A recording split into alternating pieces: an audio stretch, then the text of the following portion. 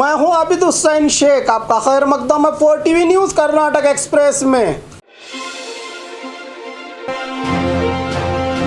CM Ibrahim क्यों नहीं मुख्यमंत्री बन सकते? सीटी रवि। चिकमंगलुरु बीजेपी विधायक और पूर्व मंत्री सीटी रवि सीएम इब्राहिम ने कुछ दिन पहले खुद को मुख्यमंत्री कैंडिडेट कहा था। इस पर कहा कि कांग्रेस सिर्फ अल्पसंख्यकों के वोट लेना जानती है, अधिकार देना नहीं। उन्हीं से सत्ता पाकर उनकी तरफ देखती भी नहीं कांग्रेस। इब्राहिम ने जो कहा सही कहा, मैं उनके बयान का समर्थन करता हूं। कांग्रेस को इतना ही अल्पसंख्यकों से मोहब्बत है तो उनके समुदाय में कई लोग सीएम बनने के लायक हैं। क्या कांग्रेस पार्टी वालों के पास इन्हें सीएम बनाने की हिम्मत ही नहीं? क्योंकि आज तक कर्नाटक राज्य में माइनॉरिटी से सीएम ही नहीं बना कोई, तो क्या फायदा कांग्रेस का सेकुलर होकर, कहा सीटी रवि ने।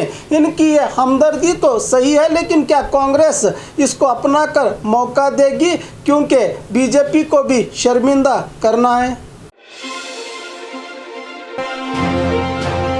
मैसूरू छोड़कर राज्य के सभी कोर्ट आज से खुले। कोरोना और लॉकडाउन के चलते पिछले 2 महीनों से बंद रहे राज्य के सभी कोर्ट को खोलने की अनुमति हाईकोर्ट ने दे दी है, जिसमें कुछ शर्त भी रखे गए हैं। मैसूरू जिले को छोड़कर सभी जिलों के कोर्ट में फैसले और दलीलें शुरू होंगी। दिन में सिर्फ 30 मामलों की सुनवाई होगी, जिसमें सिर्फ संबंधित वकील ही भाग लेने का आदेश हाईकोर्ट द्वारा दिया गया है।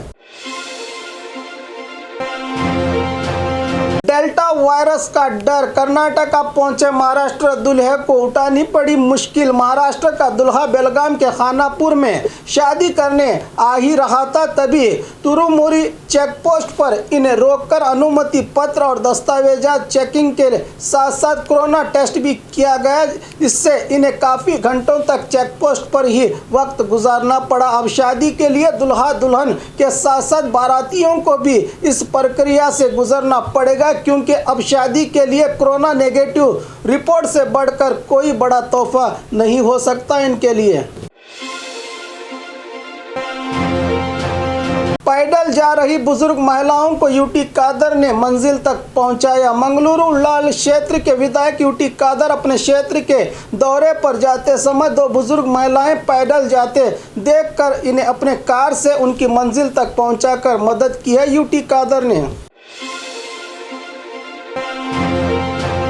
जुलाई 1 से डीडी चंदन चैनल में सरकारी स्कूल के बच्चों के लिए क्लासेस चलाई जाएंगी। सुरेश कुमार का बयान। राज्य के शिक्षा मंत्री ने इस साल के एकेडमिक ईयर को ऑनलाइन चलाने के लिए कहा है। अगले आदेश तक प्राइवेट स्कूल्स ऑनलाइन क्लासेस और सरकारी स्कूल्स के स्टूडेंट के लिए डीडी चंदन चैनल में क्लासेस चलाई जाएंगी।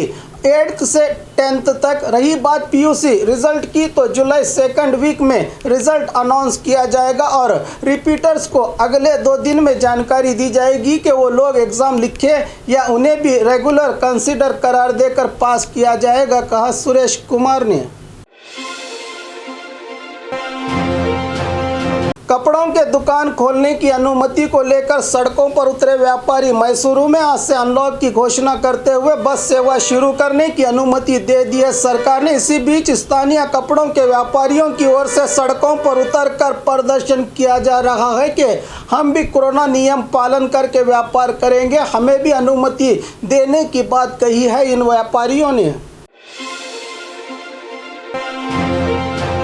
चरवाहे बालक को पेड़ से बांध के जुल्म किया खेत के मालिक ने। घटना मंडिया जिला श्रीरंगपट्टन की है। तालुका बेलेगोल के पास एक चरवाहा अपने भेड़ बकरियों को लेकर निकला था, तभी इसके भेड़ बकरियों का रेवड़ हर्षा नामी व्यक्ति के खेत में जाने से गुस्सा हुए खेत के मालिक ने उस बालक को पेड़ से बांध दिया। इसके रोती हुई आवाज़ सुनकर स्थानीय लोगों ने इसे आज़ाद करके KRS पुलिस थाना में मामले को दर्ज करवाया है। आज से फंक्शन हॉल ओपन, नियम उल्लंघन होंगे तो जिला अधिकारी जिम्मेदार। डॉक्टर के सुधाकर का बयान। आज से राज्य के सभी शादी फंक्शन हॉल्स को खोला गया है। यहां पर थोड़ी भी ऊंच नीच या कोरोना नियम उल्लंघन होते नजर आएंगे तो उसका जिम्मेदार उस जिले के जिला अधिकारी को ठहराया जाएगा, कहा स्वास्थ्य मंत्री डॉक्टर के सुधाकर ने। मठ सेकुलर और पक्षपात के सिद्धांतों पर चलते हैं। एसआर पाटिल बागलकोट शहर में लॉयंस क्लब की ओर से निर्माण किए गए बस स्टॉप के उद्घाटन को पहुंचे विधान परिषद सदस्य विरोध पक्ष नायक एसआर पाटिल को मीडिया ने सवाल किया कि कई नेता मठों का दौरा कर रहे हैं। इस पर कहा कि मठ लोगों के भलाई के लिए स्थापित किए गए होते हैं। मठों में पक्षपात और जातियाती सिद्धांत का पालन किया जाता है, किसी पार्टी का नहीं, कहा एसआर पाटिल ने। मगर राजनेता तो इन दिनों इन मठों का सहारा लेकर अपना राजनीतिक खेल खेल रहे हैं। वैक्सीनेशन सेंटर में अधिकारी और जनता के बीच बहस। चिकमंगलुरु जूनियर कॉलेज मैदान में आयोजित वैक्सीनेशन प्रोग्राम को 500 से ज़्यादा लोग पहुंचे थे, लेकिन सेंटर में रहे कर्मचारी सिर्फ 200 लोगों का ही टोकन देने पर यह बहस शुरू हुई। इस मौके पर स्थानीय लोगों ने कहा कि घरों तक आकर हमें ज़बरदस्ती वैक्सीनेशन दिलवाने के लिए ले जाकर घंटों कतार में रुकाकर अब स्टॉक नहीं कहते हैं ये अधिकारी। इतने ही लोगों को देना था तो प्रचार क्यों किया? इस तरह से अपना विरोध जताया लोगों ने। समय से पहले पैदा हुए बच्चे को बचाया हॉस्पिटल ने। बीजापुर जिला देवरहिप्परगी में 15 जून को सिर्फ 7 महीने में पैदा हुई लड़की का वजन 575 ग्राम रहने से बचना मुश्किल कहा जा रहा था, लेकिन बीजापुर सरकारी हॉस्पिटल में रहे एसएनसीयू में इलाज करा के बच्चे और मां को बचाया गया है यहां के डॉक्टर्स ने। ये दूसरा मामला है यहां पर इस तरह का करिश्मा सरकारी अस्पताल में देखने को मिला। शुगर फैक्ट्री का वेस्टेज नदी में छोड़ने से मछलियों की हुई मौत। बागलकोट जिला मुधोल तालुका माचकनूर गांव के घटप्रभा नदी किनारे में 10 से ज़्यादा शुगर फैक्ट्रीज मौजूद हैं। वो लोग सीधे अपने फैक्ट्रीज का वेस्टेज केमिकल को नदी में छोड़ने से सैकड़ों की तादाद में मछलियां मर के पानी किनारे आ पहुंची हैं। हर साल इस इलाके में यही हाल होता है, लेकिन संबंधित अधिकारी इस पर कोई कार्रवाई न करने पर यहाँ की जनता आक्रोश जता रही है। एसएसएलसी एग्जाम्स डेट की घोषणा की शिक्षा मंत्री ने। राज्य शिक्षा मंत्री सुरेश कुमार ने आज प्रेस मीट करके एसएसएलसी एग्जाम्स डेट की घोषणा कर दी, जो कि जुलाई 19 को मैथ्स, साइंस, सोशल साइंस को मिलाकर एक ही एग्ज़ाम पर्चा होगा और जुलाई 22 को लैंग्वेज की एग्ज़ाम्स रखी जाएगी, जो सिर्फ मल्टीपल चॉइस क्वेश्चन ही होंगे।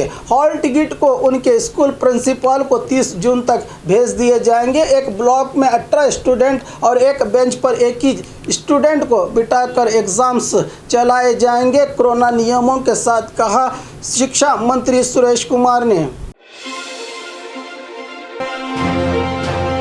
और खबरों के लिए देखते रहिए 4 टीवी न्यूज़ कर्नाटक एक्सप्रेस।